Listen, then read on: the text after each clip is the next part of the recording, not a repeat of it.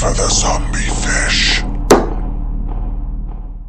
For some weird reason, I've always been under the impression that Jekyll and Hyde was like some kind of fairy tale in the same vein as Alice in Wonderland, but I found out it's a little bit nastier than that. Written by Robert Louis Stevenson, published in 1886, The Strange Case of Dr. Jekyll and Mr. Hyde is a Gothic novella, novellas being around the length of 20 to 40,000 words. It was published 4 years before A Picture of Dorian Gray by Oscar Wilde, and there's some definite shared themes between these two books.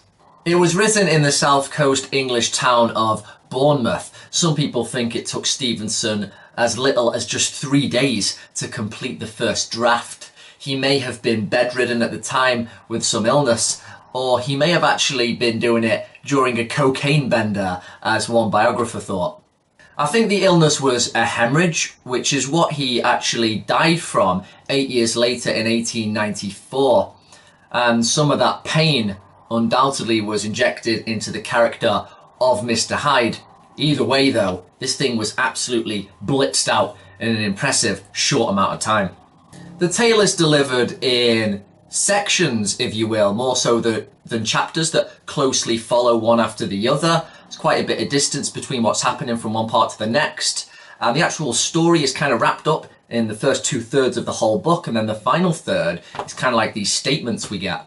We follow a lawyer, Mr. Utterson. He's walking along with a cousin, Mr. Enfield, and his curiosity regarding a distant friend, Dr. Henry Jekyll, is very much increased when he bumps into a strange character, a Mr. Hyde, a deformed, small, kind of hairy looking chap. He's worried that Mr. Hyde might be blackmailing Dr. Jekyll, but his insistence and desire to know what's going on with Jekyll is thwarted only by Jekyll's desire to keep this part of his life private. And that's kind of a little bit of the cat and mouse that propels the story. It's fairly engaging as Mr. Utterson attempts to dig deeper into the mystery, and there was even a brutal moment in the book which kind of took me off guard.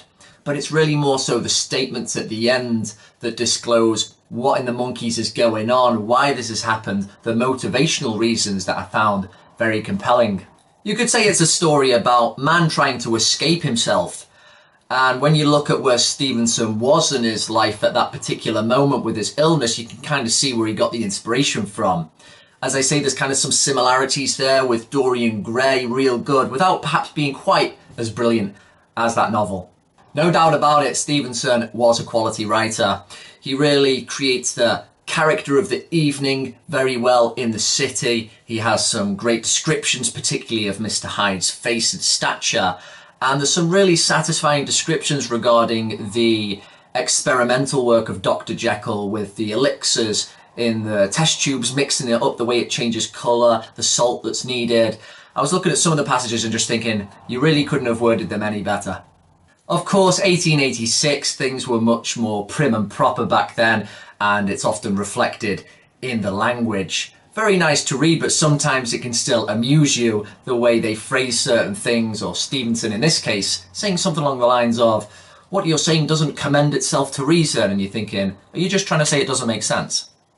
What's also kind of funny is the way that you go into this tale already knowing the big plot twist. Big spoiler alert, Dr. Jekyll is Mr. Hyde.